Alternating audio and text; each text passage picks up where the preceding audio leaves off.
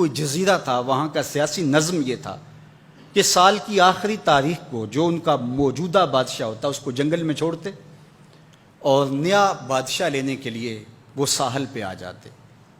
جو پہلا شخص ساحل پہ اترتا اس کو اپنا حکمران مان لیتے، جو بھی حکمران بن جاتا وہ خوش ہو جاتا، حالانکہ اس کو بتا دیتے کہ ایک سال کے لیے تجھے منتخب کیا ہے، سال کی آخری تاریخ کو تخت سے اٹھائیں گے، باندھیں گے، جکڑیں گے، اور اسی جزیرے کے دوسرے کنارے ایک جنگل ہے جہاں خاردار جھاڑیاں اور موذی جانور ہیں، وہاں تجھے پھینک دیں گے۔ وہ بھول جاتا، کہتا دیکھی جائے گی۔ اور سال کی آخری تاریخ جب وہ رسیاں اور زنجیریں لے کے آتے تو وہ پریشان ہو جاتا کہ آنکھ جھپکنے میں سال گزر گیا، پتہ ہی نہیں چلا۔ پھر روتا ہوا چیختا ہوا اس جنگل میں جاتا اور لوگ اس کو چھوڑ کے آ جاتے اور درندوں کا رزق بن جاتا، اور جو بھی آتا اس نے کبھی انکار نہیں کیا تھا۔ پہلی بار ایسا ہوا کہ جس شخص کو انہوں نے ہار ڈالے، گارڈ آف آنر دیا، تعظیم تکریم دی، سیلوٹ کیا، اس نے کہا یہ سب کیا ہے؟ کہا کہ آج کے بعد تو ہمارا حکمران ہے۔ کہا میں تو امور سلطنت نہیں جانتا، میں تو تاجر آدمی ہوں، چیزیں بیچنے آیا ہوں۔ کہا کہ ہمارا اصول یہی ہے کہ سال کی پہلی تاریخ کو پہلا شخص جو جزیرے پہ قدم رکھتا ہے وہ ہمارا حکمران ہوتا ہے۔ اس نے کہا میں تو امور سلطنت کو نہیں جانتا، تو یہ کس طرح ذمہ داری قبول کر سکتا ہوں؟ انہوں نے کہا کہ تمہیں کرنا ہوگی، اس کے علاوہ کوئی راستہ نہیں ہے، ہمارا یہ قانون ہے، ضابطہ ہے، اور یہ بھی بتا دیں کہ سال کی آخری تاریخ کو تجھے اسی جنگل کے دوسرے کنارے چھوڑائیں گے جہاں موذی جانوروں کا رین بسیرا ہے۔ تو اس نے کہا اگر انجام اتنا دردناک اور خطرناک ہے پھر تو میں بالکل جانے کے لیے تیار نہیں ہوں۔ تو انہوں نے کہا تو چاہے نہ چاہے باندھ کے بھی تخت پہ بٹھانا پڑا تمہیں بٹھائیں گے۔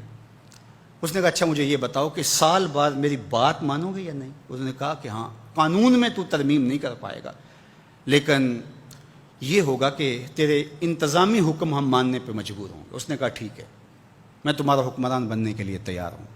رومی بولتے ہیں کہ جب بھی کوئی شخص تخت نشین ہوتا تو وہ بھول جاتا کہ میرے 7 سال کی آخری تاریخ میں کیا ہونے والا ہے۔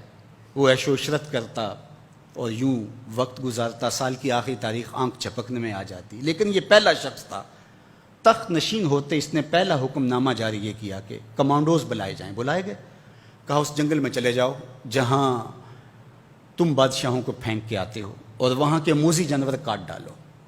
پھر بلدیہ کے ملازمین بلائے، کہا جاؤ جا کے وہاں کی جھاڑیاں کاٹو۔ پھر معمار بلائے، کہا جا کے وہاں محل تیار کرو۔ کچھ لوگوں کو بلایا، کہا جا کے وہاں پھول لگاؤ، پھلدار درخت لگاؤ، سایہ دار شجر لگاؤ۔ پوری حکومتی مشینری اس جنگل کو کٹوانے، وہاں کے موذی جانور قتل کروانے اور وہاں خوبصورت محل بنوانے، کنویں کھدوانے اور پھلدار درخت لگوانے میں صرف کر دی۔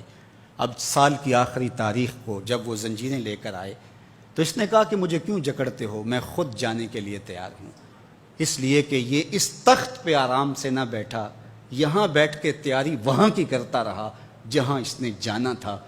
کافر اور فاسق دنیا کے تخت پہ عیش کرتا ہے، بھول جاتا ہے کہ میں نے کہاں جانا ہے، اور صالح مومن اس تخت پہ آرام سے نہیں بیٹھتا، جہاں جانا ہے اس کے لیے تیاری کرتا رہتا ہے۔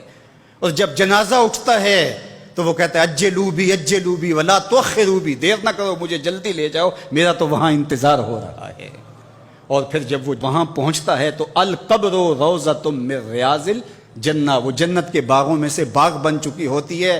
وہ سارے تھور، ساری جھاڑیاں، ساری آگ اور وہاں کے سارے بھڑکتے ہوئے شعلے بجھا چکا ہوتا ہے، اپنے اعمال کے لشکر بھیج کے۔ ہم نے دیکھنا ہے کہ ہم یہاں آخرت کے لیے کچھ بھیج رہے ہیں کہ یہیں سب کچھ لٹا رہے ہیں۔ دنیا کے مختلف ممالک میں جانا ہوتا ہے۔ تو ایک دفعہ میں اٹلی گیا تو وہاں ایک شہر میں مجھے کچھ دوست لے گئے، تو وہ چھوٹا سا گھر تھا، تو 20 سے 30 لوگ وہاں رہ رہے تھے۔ تو میں بڑا حیرت زدہ ہوا، تو میں نے کہا کہ آپ یہاں تنگ سی جگہ پہ 20-25 لوگ رہ رہے ہیں تو اتنی مشکل میں کیوں رہ رہے ہیں؟ تو کوئی بڑا سا گھر خرید لیں، آسودہ رہیں۔ تو انہوں نے کہا کہ جناب آپ ہمارے علاقے میں جا کے دیکھیں، 5-5 کنال کے گھر ہم نے وہاں شروع کیے ہیں۔ ہم یہاں کمائی کرنے آئے ہیں، عیش کرنا تھوڑے آئے ہیں، ہم تو چند سالوں کے لیے یہاں آئے ہیں، اس لیے ہم یہاں سے کماتے ہیں، بھیجتے وہاں ہے جہاں ہم نے ہمیشہ جا کے رہنا ہے۔